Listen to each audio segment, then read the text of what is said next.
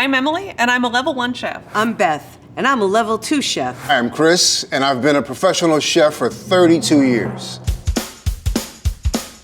I love chicken parm because it's just so comforting. It's really cozy. I don't remember a time when I didn't know chicken parm. You have a fried chicken cutlet, melty, beautiful mousse, gorgeous sauce. It's heaven. It reminds you of family, it reminds you of good times. It's one of those feel-good foods.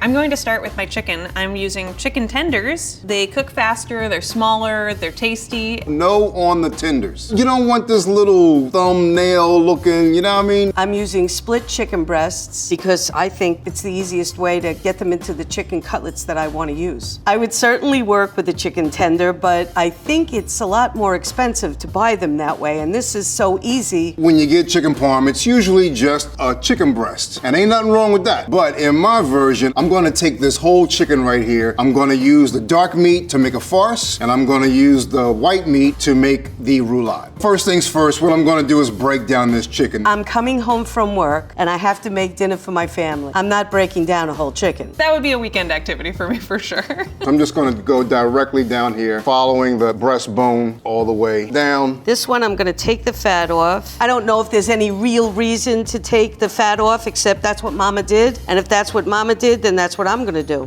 This piece is a lot fatter than this piece, so I'm just gonna make it thinner. I wish I could do that for everything. Much better. 5 cutlets instead of 4. One lovely chicken breast. The perfect size for a chicken cutlet is the size of your palm. And Emily, here's your Chicken tender. tenders. My gift to you. And now I can move on to the farce. Farce? Like the opposite of a drama? A farce is basically a mousse that you're making out of the protein or out of the meat. This is all gonna be a big old puree of the chicken.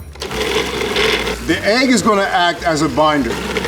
Parmesan cheese, fresh thyme. And the cream is also gonna give it a little bit of lightness. And then my salt, pepper. So now that my farce is blended, I'm gonna strain it through this tammy to get rid of any excess fat, just leaving me with some dark meat goodness.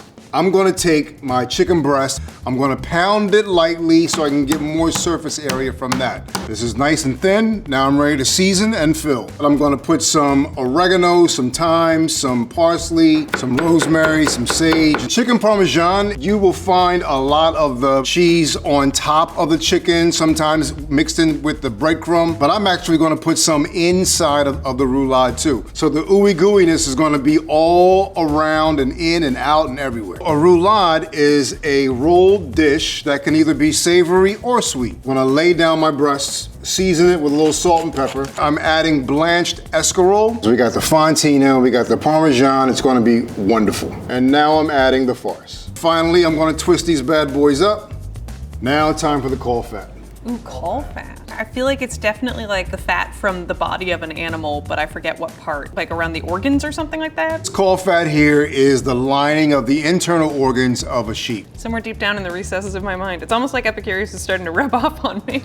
Now that the chicken cutlets are prepped, I can move on to the breading. And then with my egg, I'm just going to whisk it around a little with my fork. So here with the panko, I'm gonna add more cheese. Pecorino Romano. I'm gonna add herbs. Salt, but not too much because the cheese is a little salty. I'm a little freak for pepper, you know? I don't season the cutlets themselves, so the breadcrumbs have to be very flavorful. The fennel has a licorice-y kind of flavor. It's something you will not be expecting. Dried parsley. Garlic powder and onion powder. Mix everything together really well. I'm going to take a chicken tender, make sure it's all nice and drenched in the flour. It is important to begin with the flour. I'm not sure why people have the flour step first. We've never done it that way, so I won't do it that way today. So the egg has something to stick to. Once the egg is on, then the breadcrumb has something to stick to. And I'm also gonna pound it down. I know people pound their chicken cutlets before, but this just makes more sense to me because I'm pounding in the breadcrumbs. All right, chicken tenders breaded and ready to cook. Put some vegetable oil in the pan. Or any kind of light oil would be fine. I'm going with both butter and olive oil because I think it adds like a little bit of that butter flavor while you also get the friability of olive oil. putting the cutlets in so that they're not touching each other. I'm not really gonna shake it too much, and I want the surface of the breadcrumb to really begin to toast. I'm doing a shallow fry of my chicken tenders. This is much less intimidating, I'd say, much less difficult than a deep fry or anything like that. I'm not so much worried as it being fully cooked through because it will bake in the oven, but I very much like it to have a golden brown color. I'm really taking my time to ensure that I'm getting that perfect crust. So this is kind of phase one of the chicken parm. After this, they have to be covered in sauce and cheese in order to become chicken parm. And last chicken tender done. I'm gonna pour off most of this fat, but I'm gonna keep just a little bit of it to help zhuzh up my sauce. Now I'm doing my sauce. I am using a jarred sauce. I always use red pack crushed tomatoes in puree, no seasoning or anything in the tomatoes. If I had the choice, I'll always go fresh sauce. Sometimes I just don't wanna make a whole sauce. Some jarred sauces are pretty good. When I make tomato sauce, I usually make a lot and I freeze them. So I never have a reason to use jarred sauce. I always have sauce in the freezer. Making this sauce from scratch is really gonna give me that robust, hardcore, real tomato flavor. So I'm adding some sliced up onions and smashed garlic here. This is like an easy way to just kind of like bring a little bit of home cooking flavor to a super easy kind of meal. To make my sauce, I have the simplest of ingredients: oil, salt, and tomatoes. And all I'm gonna do is cut them, season them, roast them at about 400 degrees for about half an hour. And what that's gonna do is really bring out that juiciness. It's gonna caramelize on the outside, and then I can make my sauce. I'm gonna slice my garlic. I want a good amount of olive oil because olive oil actually throws flavor to the sauce. I like to tip the pan so I can brown the garlic. Now that these tomatoes are roasted, they're caramelized, now I'm gonna build my sauce. In my hot pan, I'm gonna put the aromatics. I have garlic. I'm gonna use the mandolin because it gets it super thin and they caramelize very nicely. Onion, cut these into nice medium-sized pieces, and that way they cook evenly in the pan. And then I'm gonna add my tomato paste and caramelize all of that before adding my tomato.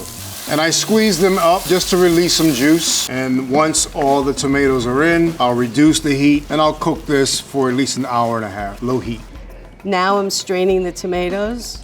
I want to make sure that I capture all the seeds and the skin and any big pieces of pulp. I don't want them in the sauce. It'll make the sauce bitter. I'm gonna let my sauce simmer for at least an hour until it's thick. I'm just waiting for my onions to soften up a little bit and just get a little tiny bit brown, and then I'm gonna add in my jarred sauce. So now that my sauce is cooked down for an hour and a half, so I'm gonna add a little bit of red wine vinegar just for brightness. Add a little sugar just to make the sweetness of the tomato pop even more. I'm gonna rip up some parsley, some oregano, and I have thyme right here. I'm gonna thin it out here with a little bit of chicken stock and then finish it off with a little bit of sea salt. So now I'm just gonna blend this all together because I want it to be smooth. The sauce has cooked for about an hour. It's nice and thick. Now, of course, before I can put it on the chicken parm, I have to take the basil out because my grandsons won't eat anything that looks green. And here's my tomato and roasted garlic sauce. All right, there it is. That's my sauce ready to go. I've got my chicken tenders cooked and my sauce made. Now I just have to layer it with my cheese and bake it. Just try and squeeze them all in there. It's kind of a puzzle, chicken puzzle. The most delicious kind. I like to use a combination of grated Pecorino Romano cheese and shredded mousse. So I am using my organic Italian blend of cheeses, provolone, Parmesan, and Asiago, and I'm just gonna get it all over there. I like a blend of cheeses for chicken parm because you get that kind of like melty, bubbliness with also the parm-ness. Parm doesn't really like melt and bubble, but you kind of want to toss it in there because it's chicken Parmesan, it's in the name. Just because it's called chicken Parmesan doesn't mean you have to only use Parmesan cheese. And it's all pre-shredded, which is super convenient. I don't like to buy the shredded cheese. They put some kind of chemicals or flours on it. This is just as easy. And there's nothing artificial about this. It's just cheese. So if this all gets covered with my sauce, it's gonna get a little soggy. I do want some crispy edges, so I'm not being too generous with the sauce, but I am trying to get it most places. So I'm just gonna do a nice even layer of my shredded cheese on top of my chicken and sauce. I don't want the chicken cutlets to touch each other, and I don't want sauce on the bottom of the pan, because sauce on the bottom of the pan will make the cutlets mushy. Layer of mousse, some grated black pepper, and now the Pecorino Romano. So this is ready to go. I'm going to bake it until the cheese is melty, probably 15 to 20 minutes. I'm gonna bake this in a preheated 400-degree oven for 15 to 20 minutes. So now that the roulades are seared nicely, I'm gonna transfer them and finish them in the oven at 375 degrees for about 15 minutes or so. My chicken parm is out of the oven. And the cheese is oozy and gooey. I have extra Parmesan cheese because I can't get enough cheese. And then I'm serving it with a delicious orzo pasta. I'm gonna serve my chicken parm with ziti just because I really like ziti. I'm gonna have the orzo. I always serve chicken Parmesan with spaghetti, so I want to mix the spaghetti with sauce first. I'm gonna take this roasted tomato and garlic sauce. I'm going to slice these roulades into little rings. I want to see the farce, the escarole, the cheese. And chicken parm. My cheese kind of consolidated into like a sheet of cheese, so I'm just gonna try and put that back under the cheese blanket. Here's the roulade, touch more sauce. Add some spaghetti. Finish with some pecorino romano cheese. Touch more Parmesan. I'm just gonna put a little parsley on my chicken parm. I don't garnish with green things. My grandchildren hate it. And what they want is what I do. I think that's it. And that is my chicken parm. This is my chicken parm. And this is my chicken Parmesan roulade with roasted tomato and garlic sauce.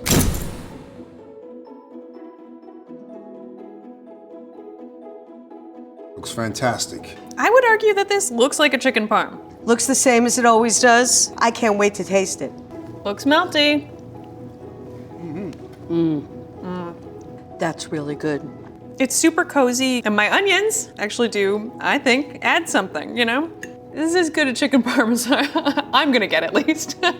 This is great. I love it. I love the new school version of it and everything. It always tastes like Mama. I wish my family was here right now. It's definitely not what Nana used to make, but I think that she would get a kick out of it. I'm taking the rest of this home for my grandbabies. Chicken Parmesan, affectionately known as chicken parm in the States, was introduced by Italian immigrants and is a satisfying dish. Let's see how each of our chefs made theirs. Emily used chicken tenders, thinner strips of meat from the pectoralis minor muscles located on either side of the breastbone. This is a tender piece of chicken that is already trimmed and shaped. She set up a traditional breading station where she pre-dusted her chicken tenders in a thin coating of flour. This flour will combine with some of the water in the chicken, helping the egg to stick to the chicken before it's then dipped in breadcrumbs. The flour also partially gelatinizes once it's heated, along with the globular albumin proteins in the egg to assist the breadcrumbs in adhering to the chicken even more during frying. Beth used boneless, skinless chicken breast. This is the pectoralis major muscle. Beth cut down her pieces of chicken breast to get the exact thickness she desired before breading. Chris broke down a whole chicken instead of using pre-packaged, already portioned chicken like Emily and Beth. This level 3 elevation will have a fresher chicken flavor because it hasn't been pre-processed. He used most of the chicken by making a farce, which is a culinary term for a stuffing made of seasoned meat. It's similar to a force meat, but instead of adding a pure fat, Chris included the dark meat, which is already higher in fat, with Parmesan cheese and seasonings. It was ground to a consistency that could be piped on top of his pounded chicken breast to form his roulade. Emily and Beth both added their sauce and cheese for a layered effect, while Chris sprinkled his cheese inside his roulade. Beth used a whole milk mozzarella, which ranges between 52 and 60% moisture, adding to meltability, and 45% milk fat as part of the solids, making it extremely rich. She also used Pecorino Romano, a very hard sheep cheese. Mozzarella is a stretched cheese, so it melts perfectly. The stretching aligns proteins into parallels, and the whey fills the space between them, breaking up some of the connections between the proteins, making melting easy. Chris used Parmesan and Fontina, which is a semi-soft cow's milk cheese from the Alpine region of Italy.